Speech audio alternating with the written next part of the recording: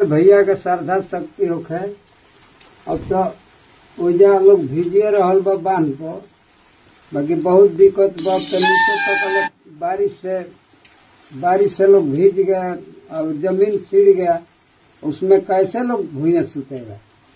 तो कम से कम दो गो बांस के व्यवस्था हो जाए तो उस पर चमकी लोग भी कुछ तान ली, कुछ लोग चाली बना के कम से कम ऊपर छोटे।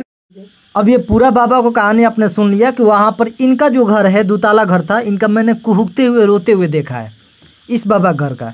पावर रेटार पवन भैया चौपे हैं। मैं इसलिए पहले वीडियो उनका लगाया क्योंकि मैं बता रहा था कि पवन भैया जो बांस लेकर ट्रक भर कर गए हैं, इन्हीं के का नाम से गए थे क्योंकि वहाँ पर बहुत ज़्यादा ज़रूरत था। ये भीड़ देखिए पावर रेटार पवन भैया, लेकिन इस बनखेखरा को देखिए ससुरा को, ये मुँह मचका रहा है। ये देखिए एक ट्रक बाँस, एक ट्रक और लगभग 10 की 11 गो ट्रैक्टर में बांस लेकर गए थे तिरपाल के साथ, खाना भोजन सहित सब कुछ मदद करने पवन भैया चौपे थे। मुद्दा की तो बात करेंगे, कल भी इसके बारे में बात करेंगे, लेकिन गरीबों का मसीहा बनकर पावर रेटार पवन भैया गए थे जमनिया गांव में। और इस बनखेखरा को मैं देख रहा हूँ तो ये खुशी में है।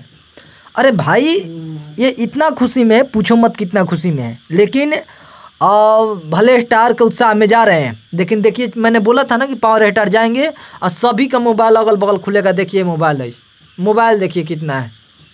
अब पवन भैया कह रहे हैं कि हमको जाना है वहाँ भेंट करने। इस ससुरन का घर थोड़े ढहा है, घर दहा है। अब देखो वो जो बाबा बोल रहे थे ना कि बांस की जरूरत है, उनका यही घर है। ये देखो जिस समय घर जा रहा था तो कुहुक रहे थे, बगल से देखते हुए रो रहे थे। और ये ससुरा सब पवन भैया के देखकर हंस, वो तो बेचारे मदद करने आए हैं, ये ससुरा सेल्फी खिंचा रहा है सब।